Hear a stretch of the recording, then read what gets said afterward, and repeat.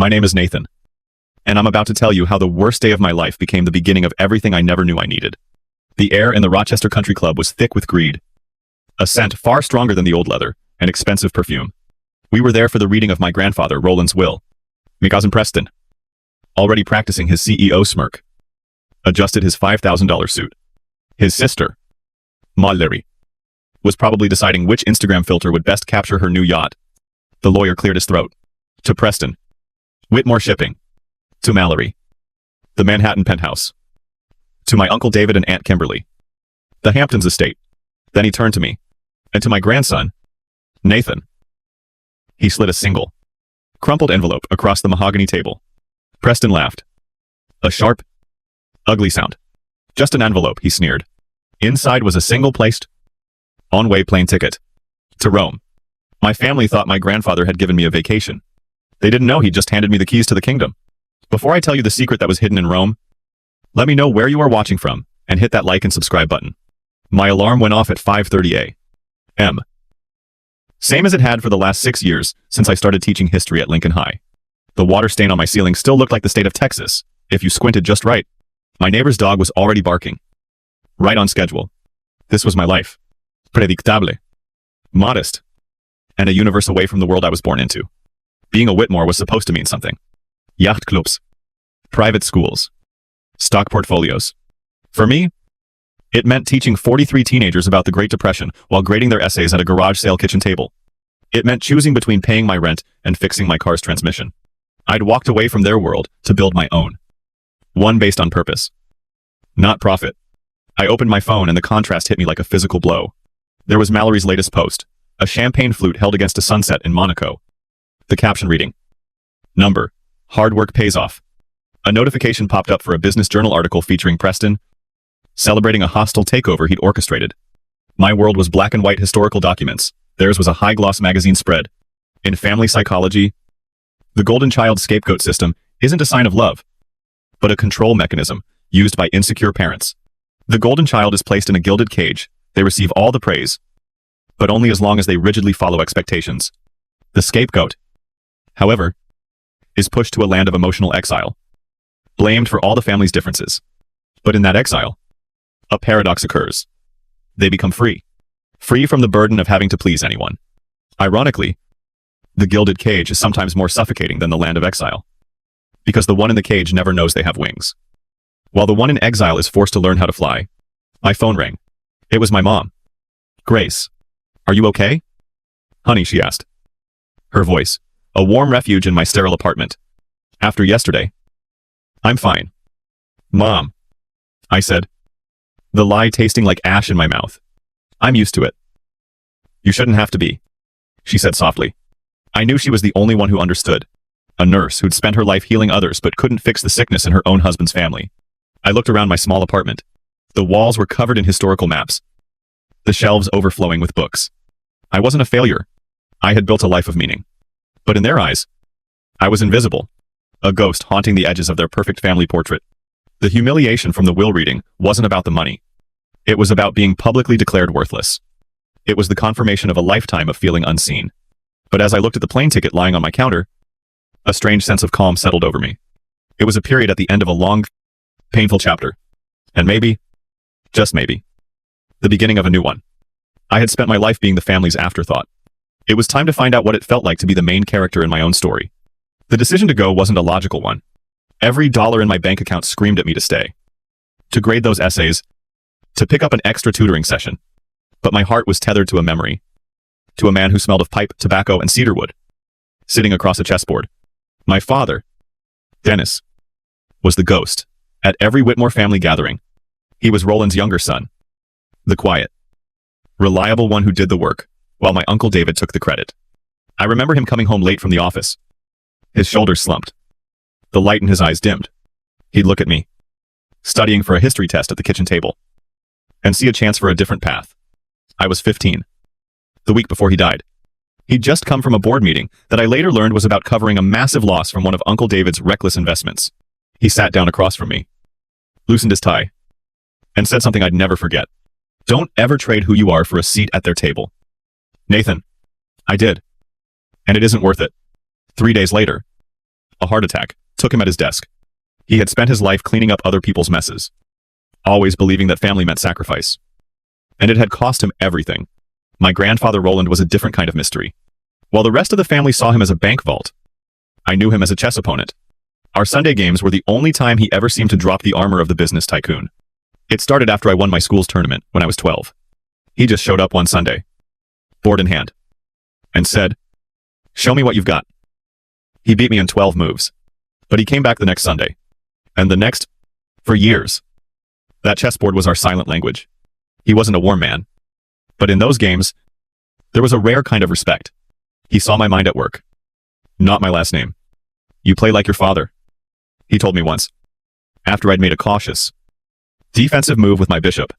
Too worried about protecting your pieces. Not focused enough on winning the game. Maybe I don't want to sacrifice everything just to win. I'd shot back, bolder than I usually was. He didn't get angry. Instead, arare. Genuine smile touched his lips. "Maybe," he said, his voice a low rumble. "Maybe that's why you're the only one who still interests me." He taught me the classics. The Sicilian defense. The Queen's Gambit. But his own moves were unconventional, sometimes seeming reckless. One game, he sacrificed his queen early on. A move that made no sense. I took the bait, captured her, and felt a surge of triumph. 5 moves later, he had me in checkmate with a lowly pawn and a well-placed knight. I was stunned. He leaned back, lighting his pipe. "People think the queen is the most powerful piece." "Nathan," he said, the smoke curling around his words. "But sometimes, it's a pawn that makes it to the other side of the board that changes the game. Nobody ever sees the pawn coming." Now, sitting in my quiet apartment, the laughter from the country club still echoing in my ears, his words felt less like a chess lesson and more like a map. Preston was the queen, powerful and obvious. Mallory was a rook, moving in straight, predictable lines. Uncle David was a bishop, always moving at an angle. But me, I was the pawn, the one they'd all overlooked. These memories solidified my decision. I wasn't chasing a hidden fortune. I was answering a call from the 2 men in my family who had, in their own broken ways, tried to show me a different path. My father, with his quiet warning. My grandfather, with his cryptic game. I would get on that plane. Not for them, but for me, to honor the part of me that they were the only ones to ever truly see. The next 48 hours were a blur of calculated risks. My first call was to my principal, Dr. Washington. Explaining that I needed to take an emergency trip to Italy for a family matter felt absurd. Even as I said it, "Is everything all right, Nathan?" she asked, her voice laced with skepticism. "You haven't taken a sick day in 6 years." "It's complicated," I admitted, "but it's important." She must have heard the resolve in my voice, because after a long pause, she grudgingly approved 3 days of unpaid leave. "Don't make me regret this, Whitmore." My bank account balance after buying a few travel essentials was a terrifying $1,742. My rent was due in 3 days. Every logical instinct screamed that this was financial suicide. I called my mom, needing to hear one voice of reason, even if it was just to tell me I was crazy. "I'm going." "Mom," I said, the words feeling more real now. "I knew you would," she replied, her voice steady. "Your grandfather called me last month." "Nathan." He didn't say much, just that I should trust whatever choice you made after everything. He said you were the only one who would understand. Her support was the final push I needed. It was a leap of faith, and she was holding the ledge for me. I packed light. 1 carry-on bag with 2 changes of clothes, a toothbrush, and my father's old leather journal. The Uber to the airport cost $32. I couldn't really spare. At the gate, waiting to board, I felt like a ghost watching the living.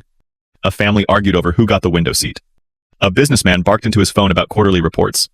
Normal people, with normal problems. I found my seat. 32B. A middle seat in the last row.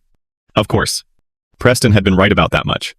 The man to my left was already snoring, his head leaning uncomfortably close to my shoulder, as the plane climbed, leaving the familiar grid of Detroit's lights behind. I thought of Preston, probably sitting in grandfather's oversized leather chair, feeling like he'd finally won. Mallory was no doubt curating sunset photos from the deck of the yacht, crafting captions about her blessed life. And I was here, wedged between a stranger and a rattling fuselage, flying toward a question mark. For a moment, doubt washed over me. What if this was it? What if this was just a final, cruel joke from a man who'd spent his life playing games? But then I remembered the look in his eyes during that last chess match. It wasn't cruel. It was expectant. The 8-hour flight was a long, dark tunnel of thought. I twisted the plastic cup of water the flight attendant gave me, remembering another one of Roland's lessons. Power isn't about what you have, Nathan, he'd said after a particularly brutal game. It's about what you're willing to lose to gain something better. Most people can't see past the loss. That's why they never really win. I was losing work. Losing money. Losing my grip on the stable, predictable life I had so carefully built. I had to believe it was for something better. Landing at Rome's Fiumicino airport was a shock to the system. The air was warm and smelled of jet fuel and something vaguely floral. Announcements in Italian echoed through the terminal. A beautiful language I couldn't understand. I felt the full weight of my impulsiveness crash down on me. I was alone. In a foreign country. With no plan and barely enough money for a taxi back to the airport, if this all turned out to be nothing. I followed the signs for Usita exit, feeling smaller and more lost with every step. The arrivals hall was a sea of chaotic reunions and waiting drivers holding signs. I scanned them out of habit. Not expectation. Rossi. Mancini. Smith. My heart pounded in my chest. I was an idiot. A sentimental fool. Just like Uncle David had said. I was turning to leave. To find a quiet corner to figure out my next move. When I saw it, tucked between a sign for a hotel shuttle and one for a corporate group, was a professionally printed sign. It read, in clean, simple letters, Mr. Nathan Whitmore. I stopped breathing for a second. It couldn't be. I approached the man holding it. A distinguished Italian in a perfectly tailored black suit. I'm Nathan Whitmore. I stammered. The man's face broke into a smile of pure relief. Ah, Signor Whitmore. At last. Please. Come quickly. His English was thick with an Italian accent, but perfectly clear. Who sent you? I asked. My mind reeling. He took my carry-on bag before I could protest. Your grandfather, he said.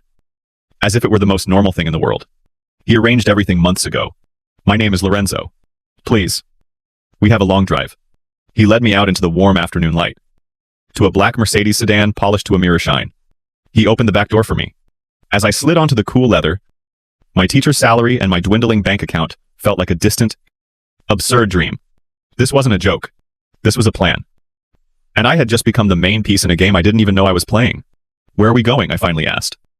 My voice barely a whisper. The smooth hum of the Mercedes was a world away from the rattle of my old Honda. Lorenzo met my eyes in the rearview mirror. A small, knowing smile on his face. To the estate. Signor. In the Sabine Hills. A state I don't understand. My grandfather never mentioned any estate in Italy. Ah. Lorenzo said, navigating a bustling roundabout with effortless precision. Mr. Roland. He owned the estate for 45 years. He would visit every September. For 1 week. Always alone. 45 years. The number didn't compute. That was before I was even born. My grandfather, a man I thought I knew through the 64 squares of a chessboard, had a secret life that spanned nearly half a century. A secret he kept from everyone. We left the beautiful chaos of Rome behind. The car, climbing into rolling hills that looked like they'd been painted by a master. Ancient olive groves with gnarled, silver-leafed trunks stood like sentinels on the hillsides. Vineyards stretched for miles. Their rows of grapes heavy in the golden afternoon light. The air that drifted through the open window was warm and smelled of rich earth and cypress trees. How did you know my grandfather? I asked, trying to piece together the puzzle. My father. He was the first driver for Mr. Roland. Lorenzo explained. When my papa passed, I took his place. I have driven for your grandfather for 20 years now. 20 years of secret visits. 20 years of lies. The main road gave way to a narrower, winding lane that snaked through a tiny village. Old men in hats sat outside a cafe. Their conversations, pausing for a moment to watch our black Mercedes pass. Then, Lorenzo turned onto a private gravel road, shaded by a canopy of towering cypress trees that formed a natural tunnel. At the end of the road stood a pair of immense iron gates. They swung open silently, automatically, as we approached. And then I saw it. It wasn't a mansion. It wasn't a display of wealth like my Uncle David's cold, ostentatious house. It was a villa. 3 stories of honey-colored stone that seemed to have grown out of the very hill it stood on. Terraces cascaded down the side, overlooking the endless rows of the vineyard. A garden, bursting with flowers and fragrant herbs, surrounded it like a jewel box. It was the most beautiful place I had ever seen. Lorenzo parked in a courtyard in front of a pair of massive wooden doors that looked centuries old. Before I could even begin to process the scale of it all, one of the doors creaked open. An elderly woman emerged. She was tall and slender. Her silver hair pulled back in an elegant bun.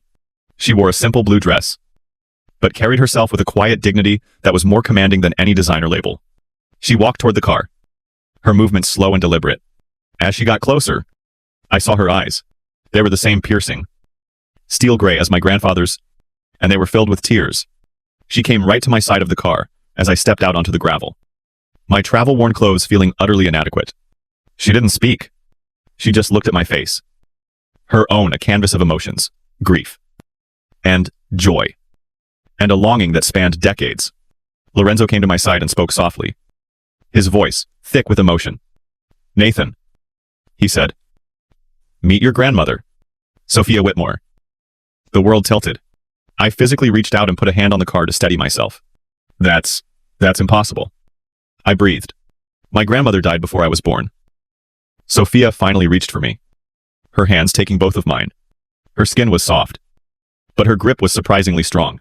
"Your American grandmother did die, Nathan," she said, her voice a low, musical melody. Her English was perfect, tinged with the beautiful cadence of Italian. "But I am very much alive." She raised a hand to my face, her thumb gently tracing my cheekbone. "You have his eyes," she whispered, "but you have your father's gentle spirit. I can see it." She smiled through her tears. "Come inside. Mio caro." "My dear, there is so much I must tell you." The inside of the villa was warm and filled with light. It was elegant but lived in.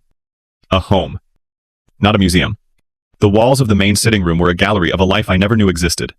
There was a black and white photo of Roland, young and impossibly handsome in his navy uniform. Another of him and Sophia, radiant on their wedding day in front of a small stone church. "We married in 1947, Sophia said, watching me take it all in. "He came to Italy after the war. We started this vineyard with nothing but a few acres of land and a dream." She poured 2 glasses of a deep red wine from a decanter on a side table. "This is from our vines. We call it eredità, inheritance." The wine was rich and complex, the best I'd ever tasted. "He had a family here," I said, the statement sounding hollow and obvious. "More than a life," she corrected gently. "He had me. And our son, Augusto, your uncle." My head was spinning. "An uncle he left you." A shadow of old pain crossed her face. "The Korean War began. He felt it was his duty. He was meant to be gone for 6 months." She sighed. "But he met your other grandmother in America. She became pregnant with your uncle David. Roland, he was an honorable man in his own way. He could not bring himself to abandon either family. So, he chose to live 2 truths. He kept us a secret to protect his new family, and he kept them a secret from us to protect our peace." The lie was so vast, so complete. It was hard to comprehend. He had an entire other family, a whole other life. My whole life had been shaped by a story that was only half true. Sophia walked to an old, ornate desk and retrieved a thick leather folder. She placed it in my hands. "He could not choose in life," she said, her voice soft but firm. "So he chose in death.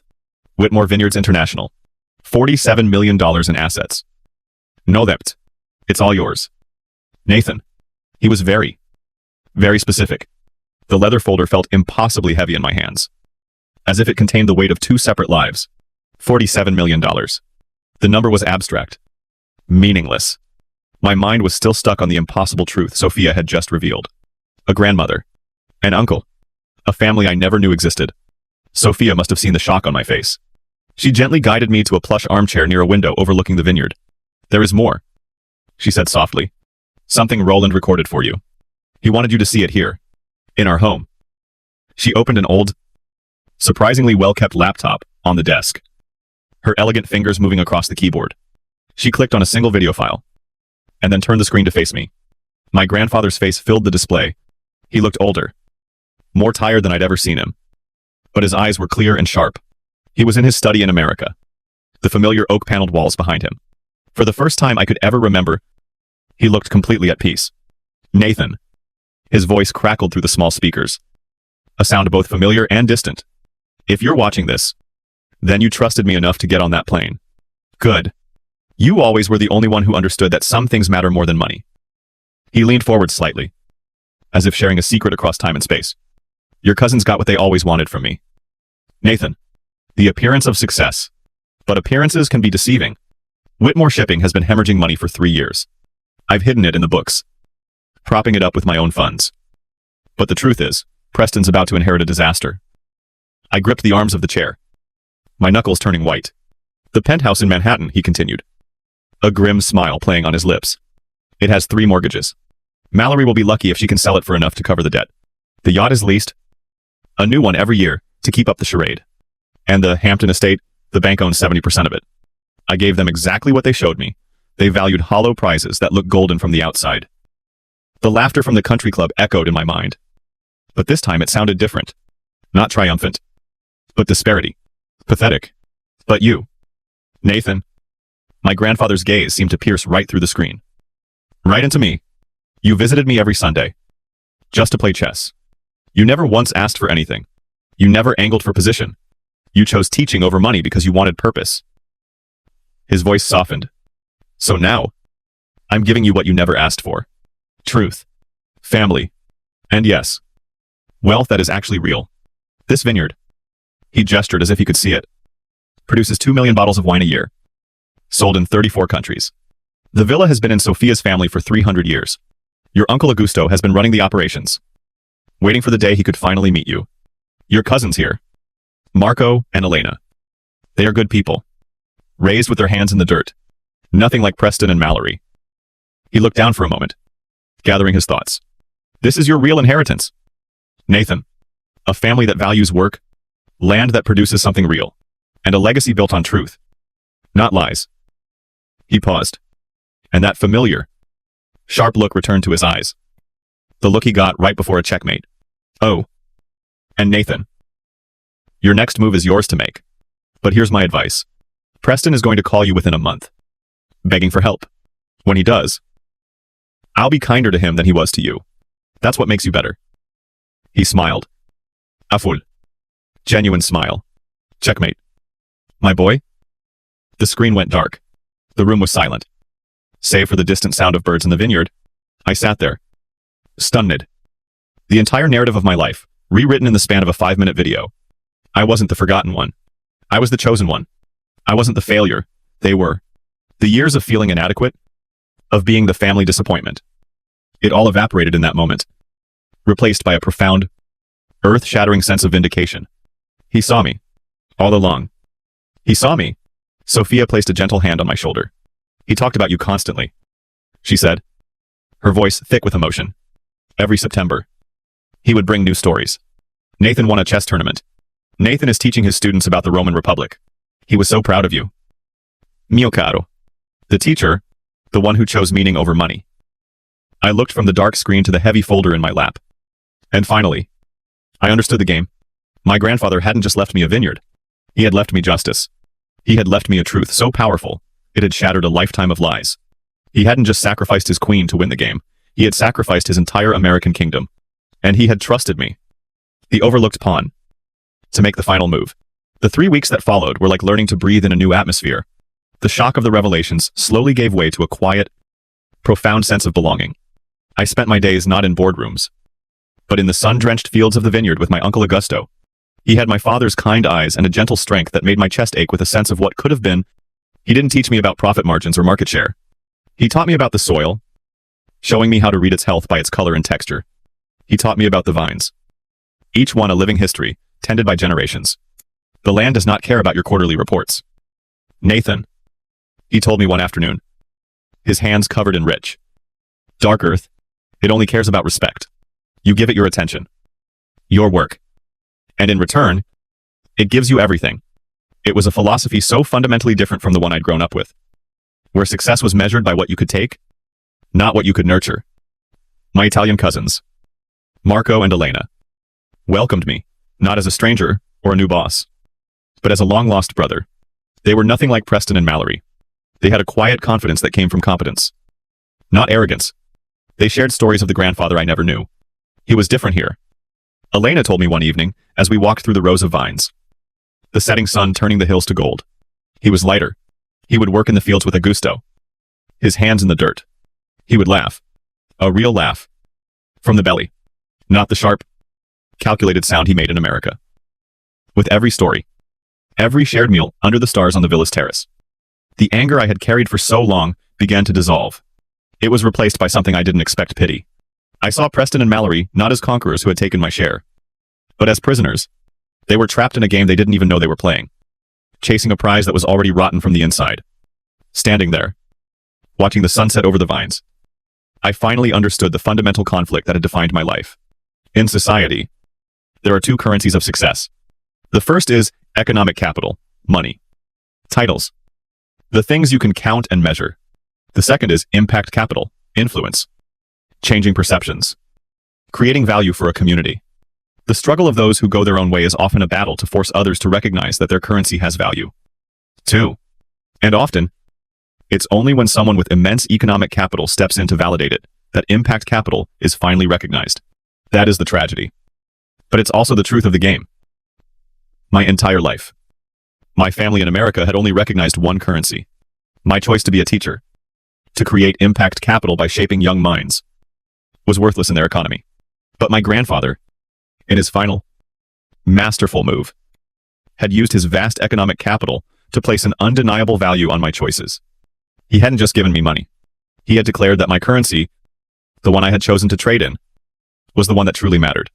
That evening, we all gathered for dinner on the main terrace. The table was laden with fresh pasta, grilled vegetables from the garden, and bottles of our own eredità. The air was filled with easy laughter and conversation that flowed between Italian and English. Sophia sat at the head of the table, not as a matriarch ruling her subjects, but as the warm center of a family that genuinely enjoyed each other's company. I looked at their faces, these people who were my blood, my family. I saw the legacy Roland had built here, a legacy of hard work, integrity, and joy. This was the real inheritance, not the $47 million in assets, but this feeling of being home, the feeling of being seen, the quiet, unshakable knowledge that I was exactly where I was supposed to be. The anger was gone. The hurt was gone. For the first time, I felt whole. And I knew, with a certainty that settled deep in my bones, that when my cousin Preston's call finally came, I would be ready. The call came on a Tuesday night, exactly 23 days after I'd left Italy. I was back in Detroit, back in my apartment, back to grading essays on the Civil War. Everything was the same. Yet nothing was. The water stain on the ceiling was still there.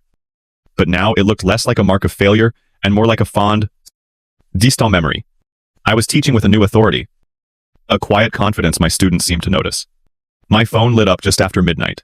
The name on the screen made my heart give a single hard thud. Preston Whitmore. I let it ring 3 times, taking a slow, steadying breath. This was it. The move my grandfather had predicted. I answered, but said nothing. Nathan Preston's voice was a ragged whisper, completely stripped of its usual booming arrogance. It sounded like it had been scraped over gravel. Nathan. It's me. It's Preston. We need to talk. I waited. The silence stretched, filled only by the sound of his unsteady breathing on the other end of the line. The company, he finally choked out. It's gone. It was all a lie. A house of cards. The accountants found everything after I took over. The secret loans, the offshore accounts. Grandfather used to prop it up for years. It's all bankrupt. Nathan. I listened. My own expression, unreadable, in the dark of my apartment. I felt no surge of triumph. No satisfying rush of "I told you so." Just a quiet, heavy finality. The echo of a collapse that had happened long ago. Dad's lost the Hamptons house, he continued, his voice cracking. The bank took it last week. Mallory. They foreclosed on the penthouse yesterday. The yacht company is suing her for breaking the lease. It's all gone. Nathan. All of it. He paused, and I could hear him take a shuddering breath. We were horrible to you. At the funeral. Laughing at you. God. We were so stupid. So arrogant. I still said nothing. I let him sit in the uncomfortable truth he had created for himself. There was nothing I could say that would be louder than the silence. Grandfather left you something real. Didn't he? It wasn't a question. It was a statement. A final, bitter realization. I knew it the moment I saw you walk out of that country club. You knew something we didn't. He let out a sound that was half laugh, half sob. Good, he whispered. You deserve it. You were the only one who actually loved him instead of his money. The only one. This was it. The admission. The surrender. The moment the king of their hollow kingdom finally knelt. Not to me, but to the truth. After a lifetime of being made to feel small, of having my worth questioned at every turn.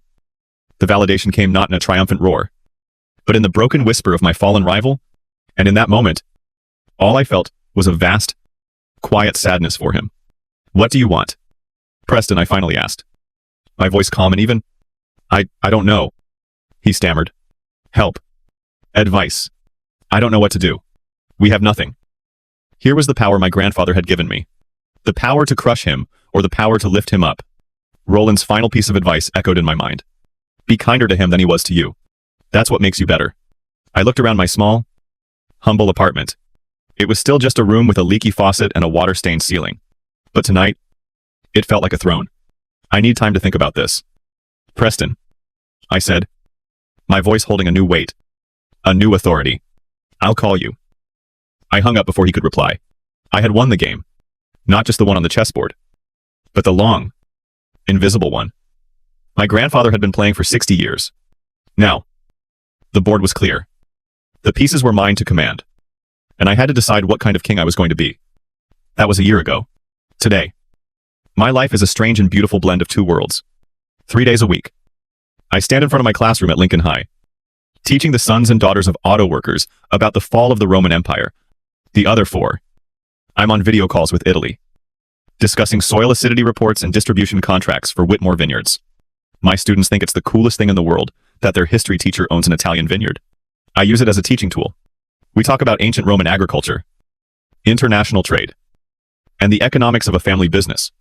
I didn't take Preston's call for a week. When I finally did, I made him an offer. Not a handout. A job. He is now the U.S. distribution manager for Eredita Wines. He works out of a small, leased office in New Jersey.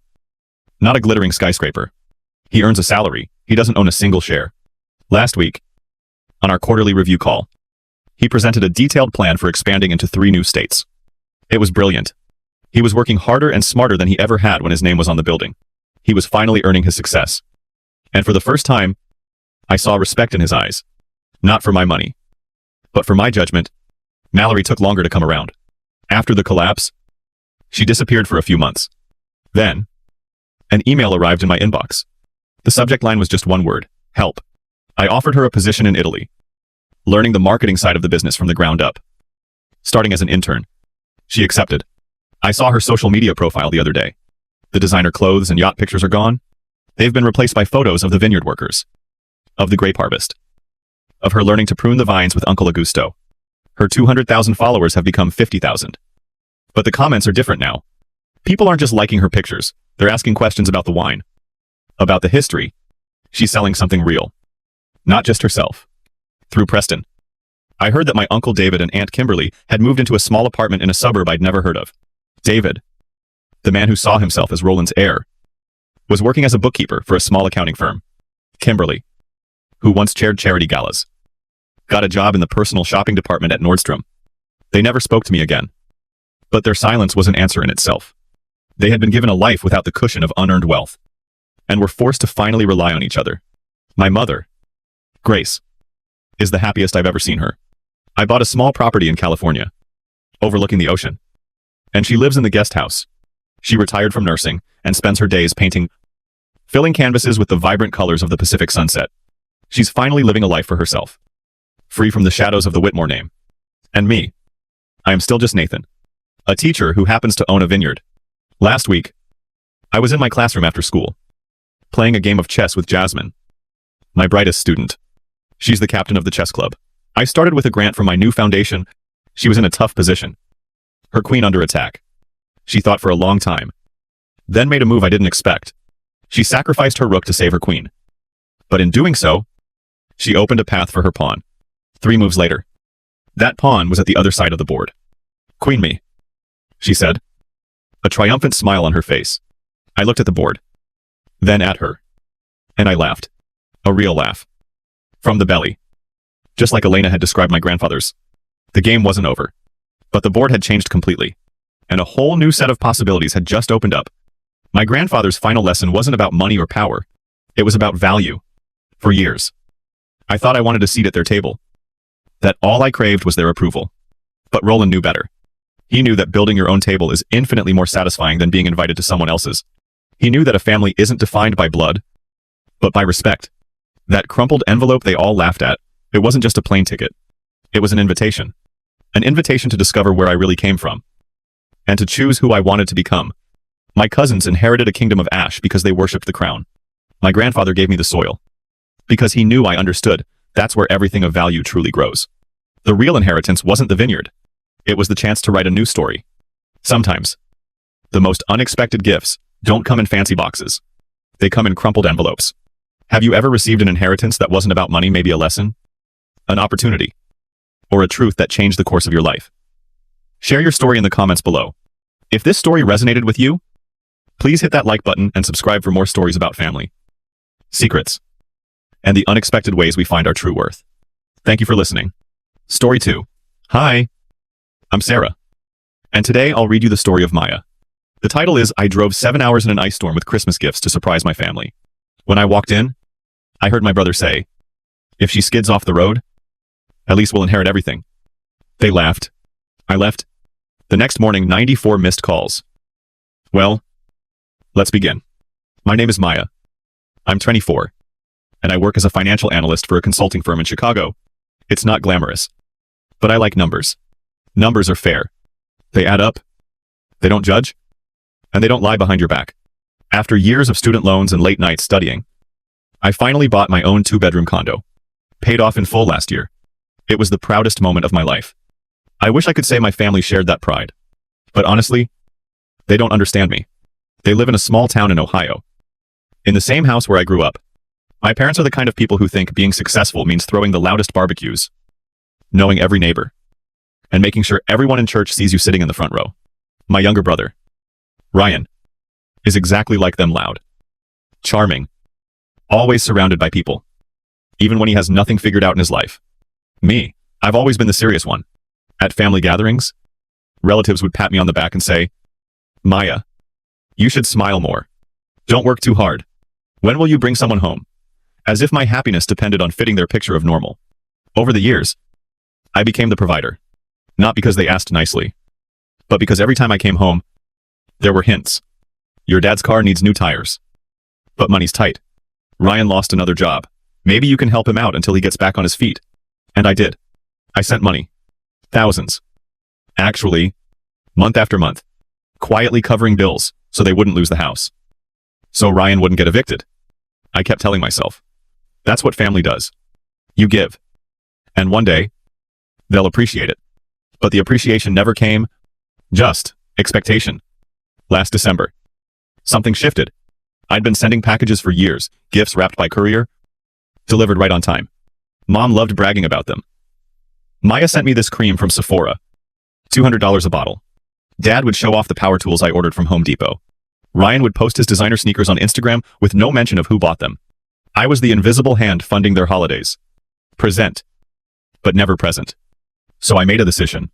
This year, I told myself, I'll go in person. I missed the smell of pine needles, the way snow looked on our old porch, the sound of carols on Mom's outdated stereo. Maybe, I thought, if I actually showed up, we could reconnect. Maybe they'd see me as more than a bank account. When I called to announce my plan, Mom hesitated. Are you sure? Sweetheart, you know how crowded it gets. Your brother has friends coming over. The neighbors will probably drop in. It might be too much for you. Her voice was polite, but I could hear at the edge. Like my visit was an inconvenience.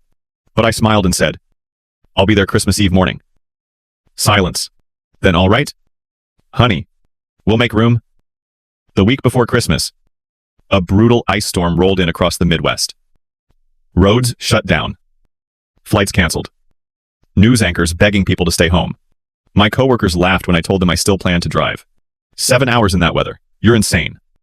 One said, but I had already packed the car gift bag stacked in the back seat. An extra quilt folded, in case I got stranded. 2 thermoses of coffee up front. I told myself it would be worth it. The look on their faces when I walked in with all the presents. The hugs. The surprise? Maybe we'd sit around the fire? Just us. Before the chaos of the big party.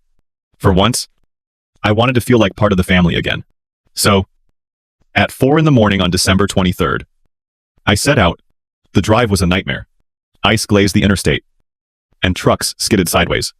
My hands clenched the steering wheel until they hurt. At gas stations, clerks gave me pitying looks like I was out of my mind. I kept thinking, turn back. Just turn back. But I didn't. 7 hours later.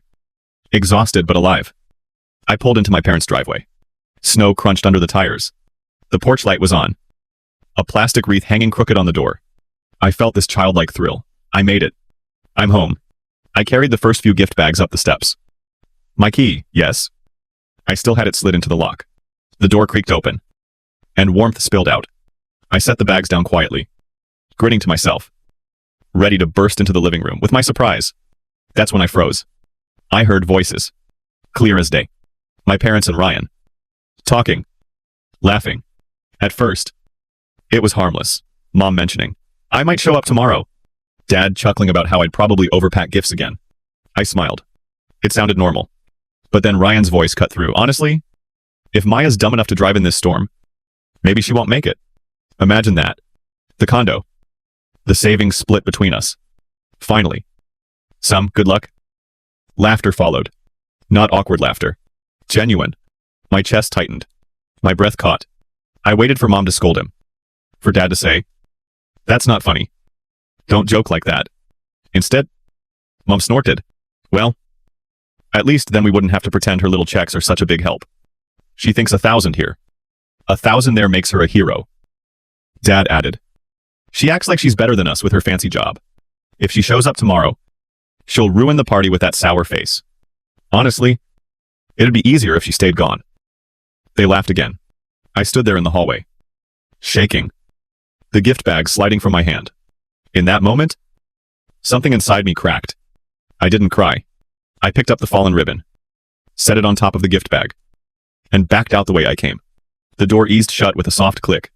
The porch looked the same as always, plastic wreath. Chipped paint. A welcome mat that never meant it. The inflatable snowman in the yard leaned like it had given up. I knew the feeling. I walked to my car. The cold bit through my coat. But my chest felt hotter than the air could touch. I slid behind the wheel, started the engine, and sat there with my hand still on the door, like I was holding it closed on a room full of ghosts. Then I pulled away. The tires hissed over packed snow. My parents' house shrank in the rear view. Warm windows, staring at me like unblinking eyes. I merged onto the main road. Slow and careful. The storm hadn't let up. The sky was a smear. My wipers worked like they were late for something. I should have been shaking. Instead, I felt calm. Not the soft kind. The crash site kind. Half a mile down. The first call buzzed Mom. Then Dad. Then Ryan. One after another. I hit silence and let the phone face down on the passenger seat. If I listened, I'd hear them pretend. If I talked, I'd give them something to use later. I drove. I stopped at a rest area where a single vending machine blinked like it was lost. I took sips of lukewarm coffee from my thermos and stared at the snow frosting the windshield coils. My breath clouded the glass. I wrote my name in it with a fingertip and watched it disappear. A thought slid in. Simple and hard. They said the quiet part out loud. I could argue with 10,000 little moments, tone, looks, jokes. I couldn't argue with what I'd heard. I didn't need a second opinion. I needed a decision. Back on the road. I turned the radio off and talked to myself like I was a client. Problem: chronic boundary violations with financial dependency. Risk high. Plan: close all doors they walk through. I kept my speed steady. White lines came and went like shallow breaths. Another call. Another. Then texts. I didn't read them. I wanted something childish. Something dramatic. Like throwing the phone out the window. Instead, I flipped it to airplane mode. Quiet fell like fresh snow. When I reached the state line, I pulled into a diner, lit with tired yellow bulbs. The sign said all-day breakfast even though it was nearly evening. My boots squeaked on the floor. A waitress with silver hair and a tired smile poured coffee without asking. "You're out in this," she said. "Bad reasons." I answered. "You want pie?" "No." I said. Then, "Yes." She set down apple pie on a fork. The pie was warm. Soft in the middle. Crisp on top. I took one bite and nearly choked. Because my throat chose that moment to close. Tears finally came. Not loud. Just the kind that slide and keep sliding. The waitress didn't ask. She topped off my cup and left a stack of napkins. The good kind, the thick ones. When I could breathe again.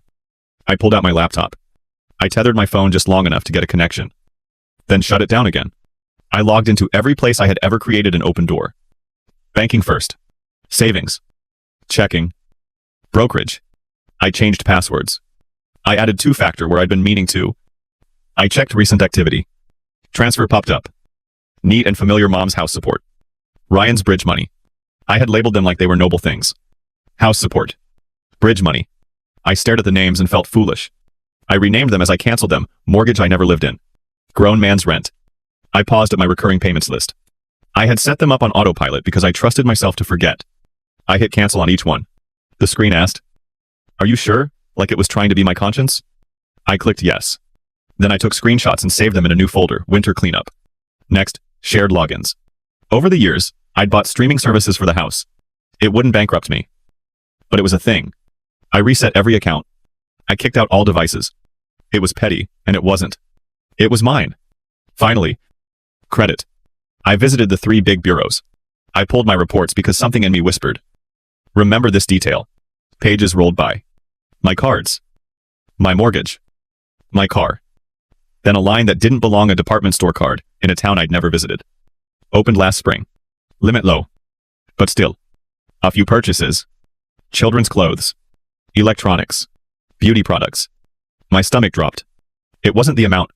It was the access. Another line. A furniture store. The address on file, my parents' street. Not their house number. A basement apartment down the block. Ryan's friend. Probably. Signature MP. Not my signature. Not even my initials. But close enough for someone who knew a cashier. I felt cold again. I downloaded the reports. I highlighted. I put them in the same folder. Winter Cleanup grew like a snowdrift. I left the diner after tipping more than the pie cost and got back on the road. Lights blurred. I counted mile markers like prayers. When I finally pulled into my building's garage, my hands were sore from holding on. Upstairs, I dropped my bags, plugged in my laptop, and did one last thing. I wrote a short email to myself with the subject line, "This is why." I typed everything I remembered. Who said what? The tone. The laughter. The pauses. The exact words that flipped the switch. Memory is slippery when people start telling you your eyes lied. I wanted proof against future fog. I slept for 4 hours. Woke up before dawn. And kept going. I brewed coffee and opened spreadsheets, yes. I made a spreadsheet of my own life. I listed every dollar I had sent in the past 4 years. Date. Amount. Recipient. Memo line. I dug through old emails for thanks. Maya notes that never said thanks. I added those to a tab called Context. I wasn't making a case to a judge. I was making a case to myself. At 8. I allowed my phone to re-enter the world. It lit up like a fire. 94 missed calls. The text scrolled until the screen ran out of patience. Where are you? Are you okay? We saw the bags on the floor. Why did you run? Then the shift. Don't be dramatic. Answer your mother. Ryan feels terrible. It was a joke. Then the knife with a pleading edge, Maya. The house payment is due in 5 days. You can't do this now. I stared. I felt my face smooth into something unreadable. I typed a single message to the family group thread. I heard everything. I'm done funding people who hope I disappear. Don't contact me. Then I blocked the thread and put the phone down like it belonged to someone whose life I no longer worked in. I opened my sliding door and stepped onto the balcony. The city was a watercolor of salt and slush. A bus moaned past. Somewhere below, a dog barked at nothing. I breathed in air that tasted like metal and snow. It felt clean. That afternoon, I met Noor.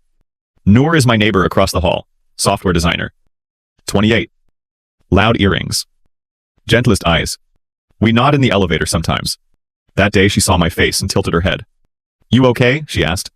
Family holiday. I said. Oof. She leaned on my doorframe. Do you want soup? I make too much when I'm nervous about the world. I should have said no. I said yes. She handed me a jar so hot it warmed my palms through the glass. I have cinnamon rolls too. She added. Like that was a normal sentence to say to a near stranger. In my kitchen, I told her the polite version. Not the storm. Not the words. Not the laughter. Just the outline. She didn't try to fix it. She didn't say, you only get one mother. She said, that sounds like a lot. And, you're not crazy. And, do you want me to sit here while you go through whatever you need to go through? That last part mattered. She didn't want the story. She offered presents. I nodded. We ate soup that tasted like ginger and garlic and warmth. And she scrolled quietly on her phone while I finished the spreadsheet. By evening, a second neighbor texted Evan from down the hall. Mid-30s. Works at a credit union. We traded plant advice once. Random. He wrote. But if you ever want a second set of eyes on credit stuff, I do that all day. Holiday fraud spikes right now. I stared at that message. Remember this detail? Actually, I replied. Yes. We met in the lounge with my laptop. He kept it professional, even though we lived on the same floor. You have a couple of inquiries that look odd, he said. He showed me dates. Names. A payday lender I'd never touched. Could be nothing. Could be someone tried to run applications and got denied. He printed a list from a secure terminal and slid it across the table. Freeze your credit with all 3 bureaus. Now. It's free. It stops everything cold. I already did. I said. This morning. He smiled. Good. Also, watch your mail for letters about new accounts you didn't open. If they come, keep them. Do you think I stopped? The question tasted like rust. Do you think it could be someone in my family? He didn't flinch. It's almost always someone with access. Names. Addresses. Birthdays. You don't have to decide that tonight. Just lock the doors. We can sort the rest. I walked back to my place with the list folded under my arm, and the first real breath I'd taken in 24 hours. I deleted family from my favorites. I added winter cleanup to my desktop. I made tea. I turned on a lamp I love because the shade glows like honey. I waited for the panic to return. But it didn't. Shock had burned off. In its place, something clear and steady. At midnight, a new email pinged through the blocks. Subject application. Received from River Ridge Auto Finance.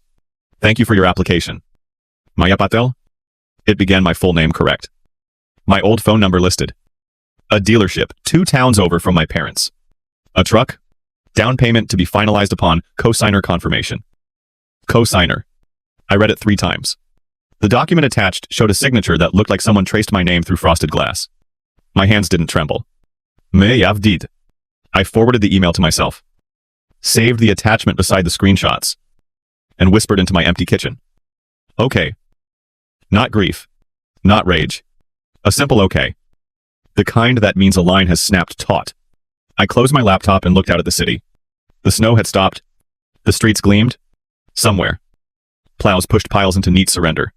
I thought of the house with the leaning snowman and the warm yellow windows and the way laughter sounds like love until you hear what it's covering. Tomorrow I'd make calls. I'd learn the shape of this mess. I'd draw new lines and nail them down with iron. For now, I turned off the lamp and let the room go quiet. The dark didn't feel like an absence. It felt like a boundary. When the lawyer slid the folder across the polished oak desk, I felt the weight of years collapse into a single moment. Inside were copies of bank statements, notarized documents, and text threads that left no space for denial. My brother, the so-called golden child, had been quietly funneling money out of our parents' retirement account into a failing side business. The very account I had helped build by giving up countless vacations, overtime hours, and promotions. All. So mom and dad would never feel insecure in their old age. And yet, here it was, line after line of withdrawals labeled with vague descriptions. All signed under my brother's authorization. The lawyer leaned back. His voice steady. This isn't just negligence. This could fall under financial fraud. The room tilted for a moment. Not because I was surprised my suspicions had been growing for months, but because the magnitude finally had evidence. For years I had been told I was paranoid. Dramatic. Too sensitive. But now, paper did not lie. I walked out of that office into the crisp evening air, and for the first time in my life, the silence around me felt like an ally. No voices telling me to let it go. No guilt clawing at my ribs. Just the steady drumbeat of my own resolve. I knew what had to come next. I didn't confront him immediately. No. That would have been too easy. Instead, I played the long game. I contacted the bank. Froze any further withdrawals under legal suspicion. And had them note in the system that no changes could be made without my written approval. The look on his face when he tried to access funds a week later, only to find the account locked, must have been priceless. He stormed into my apartment uninvited, his eyes wild, his voice shaking, not with shame, but with fury. What did you do? He barked, as if my protection of our parents' livelihood was the real crime. I didn't flinch. I simply held up one of the documents and said, "This isn't about what I did. It's about what you've been doing." He snatched the paper, scanning it, and then tossed it back onto my table with a sneer. "You don't understand. I was going to pay it back. This is temporary. The same tired excuse I'd heard since childhood. Dressed up now in adult desperation. What struck me wasn't just the audacity, but the entitlement buried in his tone. He truly believed he had the right to gamble with the family's future, because the world owed him another chance. I stayed calm. My words deliberate. Temporary theft is still theft. And this time, I'm not cleaning up after you. His mouth opened, then closed. Like he couldn't quite comprehend a version of me that didn't bend. That silence, that fracture in his control, was the first victory I let myself savor. But villain don't collapse quietly. Within days, he had rallied my parents, spinning the narrative that I was overreacting and trying to control everything. Mom called me late one night, her voice trembling between anger and pleading. He's your brother. Family forgives. He just needs support. I clenched my jaw so hard I tasted blood. The same script, word for word, that had been used every time he failed. I replied softly but firmly. Support doesn't mean enabling fraud. I won't let you be left with nothing because of his mistakes. Not this time. Her sharp inhale told me she wasn't expecting resistance. And for the first time, I didn't back down. I gathered allies quietly. My best friend Callie, steady as ever, helped me organize documents chronologically, so the case was airtight. Evan, my colleague, offered to connect me with a financial crimes investigator he trusted. Even the bank manager, usually neutral, admitted in writing that the withdrawal patterns were irregular and suspicious. Piece by piece, I built a wall of evidence so high that no amount of gaslighting could climb it. The night of the confrontation came sooner than I thought. My brother showed up again, this time dragging his wife along as backup. She tried to play the role of mediator, but her sharp glances revealed her true aim to corner me into backing off. My apartment, my sanctuary, suddenly felt like a stage where every truth I'd bottled had to be uncorked. I laid out the statements, one after another, like daggers on the table. His reaction followed the exact cycle the lawyer had predicted: denial, anger, bargaining, blame. This is fake. You forged this. Then, you don't get it. I had no choice. Then, if you loved this family, you'd cover for me. And finally, this is all your fault. You set me up, each phase louder, to more disparate. But I didn't raise my voice once. Instead, I ended it with a single sentence. You've mistaken my silence for weakness. Those days are over. The shift was palpable. He realized he couldn't win this round. Not with evidence staring him down. His wife hissed threats about destroying the family name. But I was already beyond fear. I informed them calmly that the documents were filed with both the lawyer and the authorities, whatever they chose to do next. The train of consequences had already left the station. After they left, slamming the door so hard, a frame rattled off my wall. I sank into my chair. For the first time in years, I felt the weight slide off my shoulders. It wasn't joy. Not yet. It was something deeper, the raw relief of finally stepping out of a cage I hadn't realized was locked until I held the key. The fallout spread quickly. My parents wavered at first, torn between their loyalty to him and the undeniable evidence. But as the investigation deepened and letters arrived from financial authorities, even they could no longer pretend. The community began to whisper, then talk openly. His once polished image cracked, exposing the selfishness that had always lurked beneath. And me, I stopped hiding. I stopped apologizing for protecting myself, for refusing to be the scapegoat one moment longer. But this wasn't the end. No. It was the turning point. Because justice wasn't just about freezing accounts or gathering evidence. It was about reclaiming every piece of myself they had tried to bury. And I wasn't done yet. The investigation moved faster than I expected. Within 2 weeks, a stern-looking man in a gray suit showed up at my workplace asking for me. He introduced himself as a financial crimes investigator and said he wanted to clarify a few details about the withdrawals. My stomach tightened. Not out of fear, but out of anticipation. Finally, someone outside the family was looking at the truth without filters, without excuses. I showed him the statements I'd collected, the emails where my brother had practically admitted borrowing funds, even the screenshots of his text messages bragging about a new business venture no one else had seen. The investigator didn't smile or comment much. He just took careful notes, then nodded once before leaving. That small nod felt like the first real validation I'd had in years. But if I thought exposure would bring my family closer to reality, I was wrong. My phone lit up night after night with calls from relatives I hadn't spoken to in months. My Aunt Marjorie accused me of tearing the family apart. My cousin sent a voice message saying I was being heartless because blood is blood. They weren't calling to ask about the truth. They were calling to convince me to stay silent. It was surreal, like everyone had rehearsed the same lines. Meanwhile, the only silence came from my brother. He didn't call. He didn't text.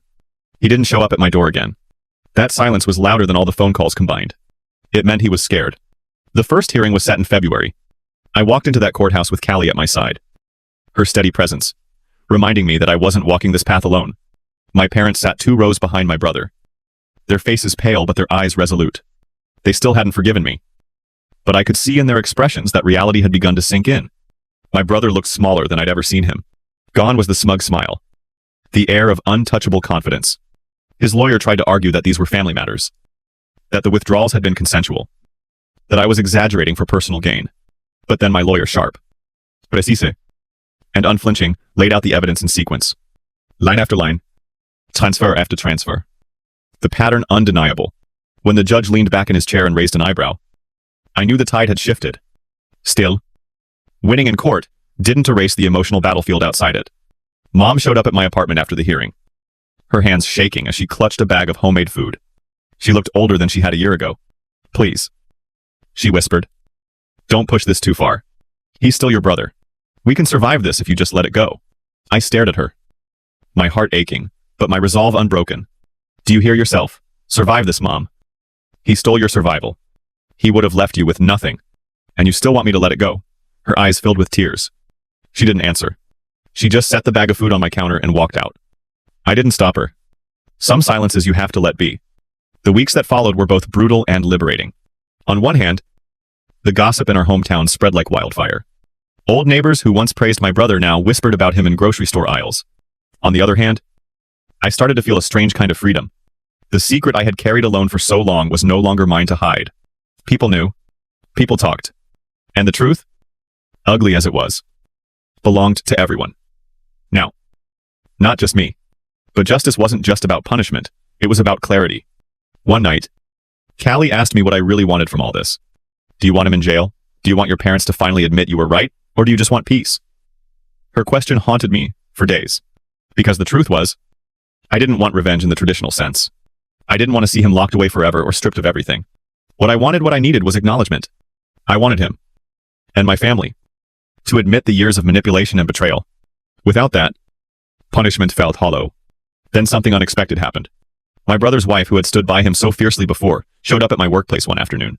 She looked exhausted, like someone who hadn't slept in weeks. Her voice was quiet, almost broken. I didn't know the extent of it. He lied to me too. I thought you should know. She handed me a small envelope. Inside were receipts, handwritten notes, and even a confession scribbled in his handwriting, where he admitted taking the funds, planning to replace them, and blaming me if anyone asked. My hands trembled as I read. This was the final nail. She looked at me with hollow eyes and said, "Do what you have to do. I can't protect him anymore." Then she walked away, leaving me speechless. The second hearing was shorter. With the new evidence, his lawyer had little ground to stand on. The judge ordered restitution, froze his assets, and handed down a suspended sentence with mandatory supervision. It wasn't prison, but it was accountability. And it was public. My brother's reputation, his precious shield, was shattered. For once, people saw him not as the charming prodigal son, but as what he truly was: reckless, selfish, and destructive. 3 months taught my life a new rhythm. Windows open, coffee in a quiet kitchen, the plant catching the first light, no surprise knocks, no keys turning in my lock, no phone buzzing with other people's emergencies. Work shifted too. Jonas put me on a product that mattered, simplifying prescription refills for seniors. Evan drew tiny shields on the whiteboard whenever stress spiked. Mira led a brown bag on boundaries and said, "Clarity is kindness to yourself," and looked at me. I still took notes because writing steadies me. The legal clinic checked in once. No violations. The paper held. HR's trespass notice stayed in a folder I never needed. Ruth taped a second sign by the elevator. "Quiet lives here," and handed me a spare mailbox key just in case. I didn't lose mine. Being trusted felt new. Family news came through Danny. The baby arrived on a wet Thursday, 10 fingers. Dentus. Cheeks like bread dough. A cropped photo without adults. "Healthy," she wrote. I stared and felt relief braided with sadness and a fierce wish, let him grow up in truth. Not content, Dasha pivoted. The live stream backlash was loud enough to hear. She rebranded to Honest Motherhood. Fewer ambushes. More laundry. No more tagging brands with my name. She sold the ring light and filmed in the yard. I didn't watch. Danny said it was quieter. This time, quiet felt like grace. Noelle took a night shift at a warehouse. Hated it. Kept it diapers don't care about dreams. He texted Danny. Tell Lena I'm working. He didn't ask for money. That was new. Dad got practical fences. A porch step. More founces. Fair prices. Better sleep. He emailed the clinic. We are complying. Full stop. No guilt ribbons attached. Mom stayed off my phone. 1 card to the P.O. box, a watercolor leaf, and 3 lines. We're adjusting.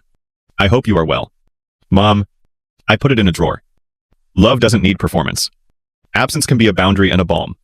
I turned 33 over a chocolate cake in a kitchen that was mine. Callie lit a candle. Make it count. I wished for steadiness. Evan brought a helium balloon that shouted, "You did it." About what? Unclear. Mira gave me a tiny binder, not someday. Today. I laughed and cried at once. Then the binder went to work. Pre-approval landed. I toured places that smelled like paint and optimism. Most were wrong. Then a crooked little row house 2 rooms down. 1 up. A pocket garden with stubborn herbs. Sunlight pooling like it belonged. Ruth said, "Go again at dusk." Light tells the truth. It did. I offered under asking. They countered. I accepted. The contract used hereby twice. I signed without shaking. The someday folder became today. Closing day smelled like rain. I signed a stack that could stun a horse. The escrow officer slid over a small, plain key. Heavy, with 1 word, mine. The house answered with echo. It didn't scare me. Echoes mean room to fill. I told no one online. I texted the 8 who earned the quiet message months ago. Pizza on the floor Saturday. They came with folding chairs and soft laughter. Evan stuck a tiny shield sticker on my fuse box. Callie snapped a photo. Me. Key in hand. Hair a mess. Happiness that didn't need witnesses. 2 weeks later. Bag of lemons in hand. I saw Noel by a tree on my block with a stroller. He looked startled. Like he'd wandered into my peace. I can keep walking. I said. No. It's okay. We stood there. The baby slept. Fist tucked under cheek. Noel's voice was rusty. He'd been promoted, forklift certified. Better pay. He apologized for a list I knew by heart. The money. The binder. The listing. The texts. The steam shot cinnamon rolls. I didn't rush to rescue it. Thank you. I said. Keep the job. Grow up for him. He promised no cameras without consent. Do you want to hold him? The old script crawled up my spine. Be the ant. Fix it. I took a breath and chose new lines. Not today. I'll send a book. He nodded like a man who'd finally met a boundary. He glanced at my lemons. Pasta. Some things don't change. Pasta. I said. And stepped to my door. Goodbye. Noel? Inside. The house hummed. I opened a window. A 20-year-old love song drifted in and had aged well. A month later I hosted a small housewarming no posts. No photos for ghosts. Painter's tape name tags. Father Ken brought basil and a short blessing about doors. Not debt. We toasted with sparkling water. To paper that holds. I said. To work that matters. To people who knock. To rooms we fill on purpose. Mira added. To saying no without a footnote. We added it and laughed. I framed the old note from my previous place. Good luck, and hung it by the door. Spell broken. Wish returned to sender. People ask if I forgave my parents. Forgiveness. For me. Is quiet and unclenching. Not a reunion. I don't wield the story like a weapon or pass it around for likes. I keep it in a drawer and take the lesson. Not the weight. Do I miss them? I miss the version of us that never existed. I don't miss being the net. My life isn't a movie. It's a Tuesday where I forget to water the basil. A Thursday where my team ships something good. A Sunday coffee on the stoop while a neighbor's kid wobbles by on a scooter. Ordinary is my victory lap. If you were me, steady job. Family chaos. Your name in someone else's plans. Where would you draw the line? When does help become harm? What boundary do you wish you'd set sooner? Tell me in the comments. Not for drama. For practice. For the next time you carry your own key and say, this door is mine.